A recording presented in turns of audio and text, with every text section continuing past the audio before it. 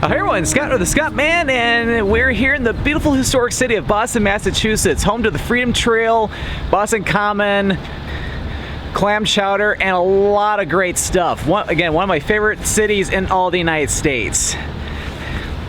But in this video, we're not going to be checking out the Freedom Trail, which is probably the most popular attraction here in Boston. We're going to be checking out the Black Heritage Trail in this video. I first learned about it when I was exploring Faneuil Hall a few years ago when I was last here in Boston, and after I was reading some brochures about it, I thought it looked really cool, so I wanted to show it in its own video. So here I am today in 2021. I'm going to cover the Black Heritage Trail, which the Black Heritage Trail, it goes through the historic Beacon Hill neighborhood, which used to be an historic African-American neighborhood, and today it's one of the richest neighborhoods in all of Boston. So it's going to take us through a lot of different cultural sites, which of course dates back into especially in the 19th century. And we're going to start over here at the Massachusetts State House. The first stop along the Black Heritage Trail you must check out is the monument of the 54th Regiment. This was led by Colonel Robert Gould Shaw back during the American Civil War. The 54th Regiment was one of the first black regiments during the American Civil War. The Emancipation Proclamation, which was addressed by President Abraham Lincoln, it had a clause in it to where it allowed for black regiments within the Union Army. So Massachusetts Governor John Andrew at the time asked Robert Gould Shaw to be the colonel of the 54th Regiment.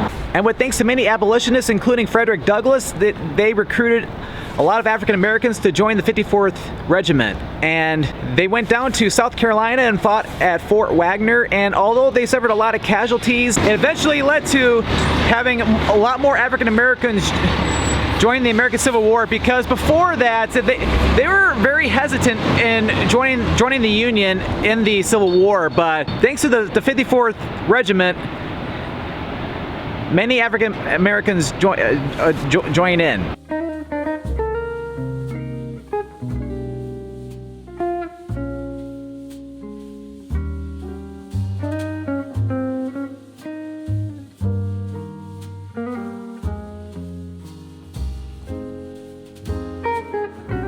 And we walk over to Joy Street and then eventually to Pinckney.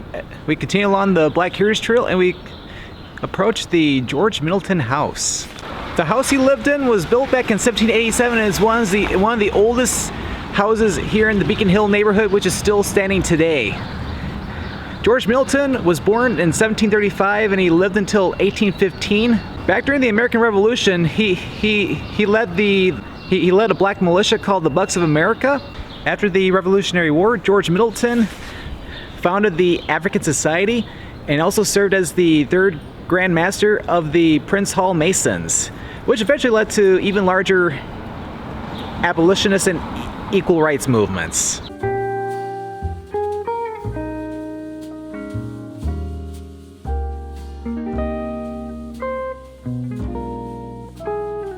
And here at the northwest corner of Pinckney and Anderson, we have the Phillips School. The school was established back in 1824, and what's significant about this school is that many African Americans protested and petitioned for school integration, because back in 19th century Boston, schools were segregated until a law was passed in 1855 by the state of Massachusetts, which allowed for integration. And with passing of the law, Phillips School became one of the first schools in Boston to be fully integrated. One thing I'll point out too while visiting the Black Heritage Trail or even walking around Beacon Hill in general is that these are private homes too, so be polite if you're taking photos or video while you're around here.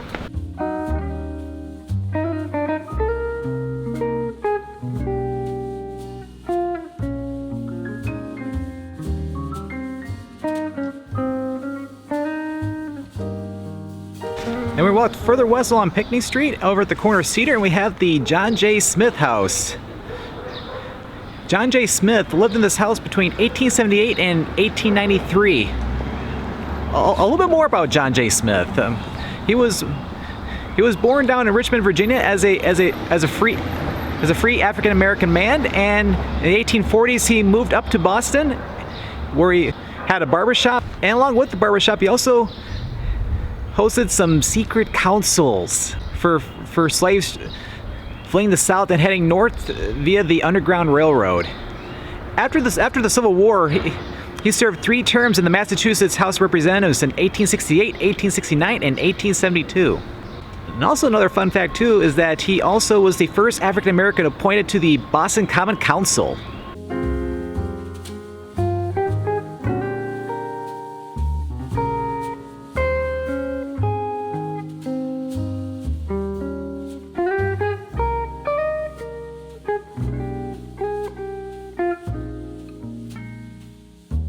And we're here at the corner of Charles and Mount Vernon Street, and we have the Charles Street Meeting House. It was built back in 1807. It was originally started as the Third Baptist Church. The Meeting House has served a big-time historical purpose here in the Beacon Hill neighborhood. In 1836, white abolitionist Timothy Gilbert invited several African American friends of his to sit with him at church, and unfortunately, they did not really like that, so he was expelled from the church. But he did later found the first free Baptist church, which was the first integrated church in the city of Boston. And then later in 1876, it was sold to the first African Methodist Episcopal Church. And then later, it then became the meeting house that it is today, where it's held a lot of public events, from anti-slavery groups and movements to women's suffrage, and also some LGBTQ demonstrations as well. And today, not only that, but there's also the Tap Bakery and Cafe too.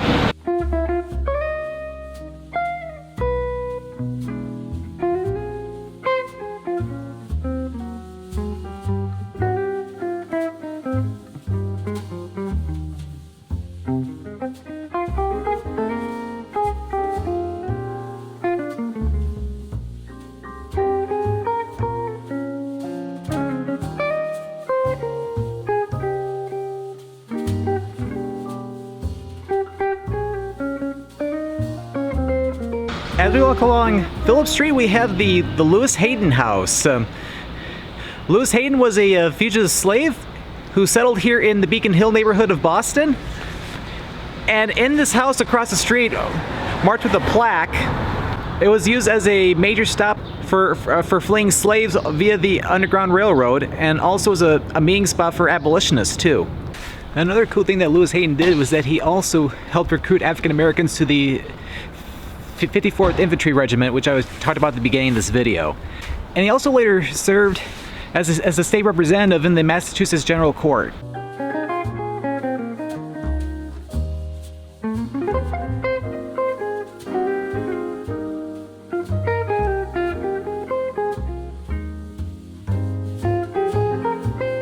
Here at the southwest corner of Phillips and Irving, we have the John Coburn House. He was the treasurer of the New England Freedom Association. He lived in this house beginning in 1844, and the New England Freedom Association worked to help people escape slavery. Later, he was arrested, but later acquitted during the courthouse rescue of Shadrach Minkins, who Minkins was the first one captured after the 1850 fugitive slave law. As a matter of fact, Lewis Hayden, who I mentioned about earlier, was also involved too with that. John Coburn also co-founded the Massasoit Guards. Please pardon my pronunciation if I mispronounced that. Which was a black military company before the 54th Regiment.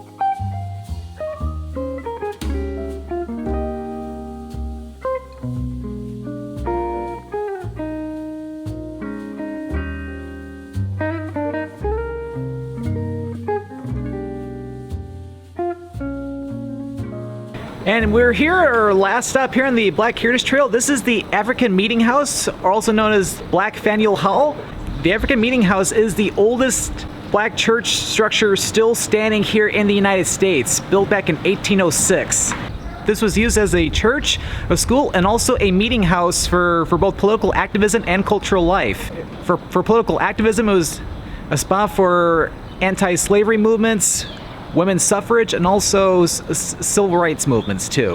In 1972, it became the Museum of African American History. It's It's a very popular museum located here, right here in Beacon Hill.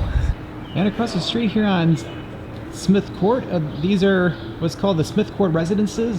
These are preserved homes which were a center of African American life in much of the 19th century and even the very beginning of the 20th century too.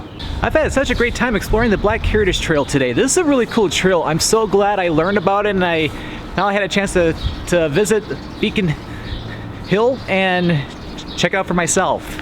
Over the years, decades, and centuries, African Americans have helped shape American history, and it continues to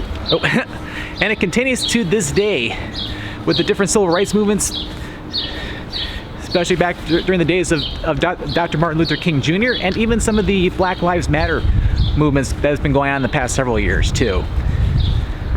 So when you're visiting Boston, Massachusetts, I highly recommend checking out the Black Heritage Trail. You will not be disappointed. Lots of great history here. Well, I hope you enjoyed this video here. So if you enjoyed this video, be sure to click that subscribe button to come along and join me for the adventure. And don't forget to click that notification bell so that way you know when a new video goes live. Well, thanks for watching, and this is Scott, or the Scott Man, signing out here from the Beacon Hill neighborhood of Boston, Massachusetts.